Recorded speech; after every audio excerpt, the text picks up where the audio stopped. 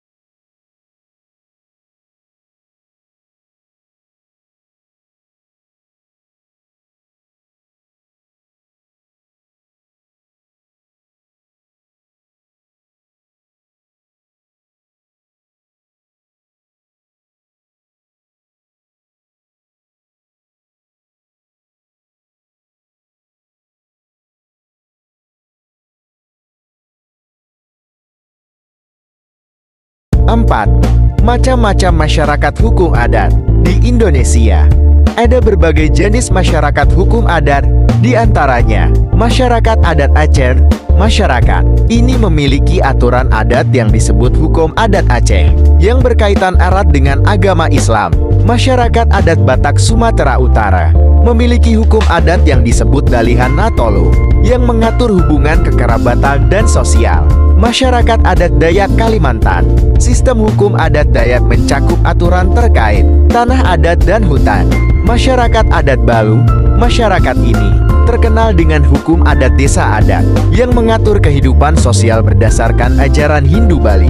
Masyarakat adat Papua memiliki hukum adat yang mengatur hubungan manusia dengan alam serta kehidupan sosial, ekonomi, dan politik. 5. Eksistensi masyarakat hukum adat di Indonesia. Masyarakat hukum adat di Indonesia mendapatkan pengakuan dalam peraturan perundang-undangan seperti di dalam Pasal 18 Bita Ayat 2 UUD tahun 1945 yang mengakui hak-hak masyarakat hukum adat sepanjang sesuai dengan perkembangan masyarakat dan prinsip NKRI. Eksistensi masyarakat hukum adat ini berperan penting dalam menjaga kekayaan budaya dan keberagaman tradisi Indonesia, serta menjadi basis dalam pengelolaan sumber daya alam yang lestari.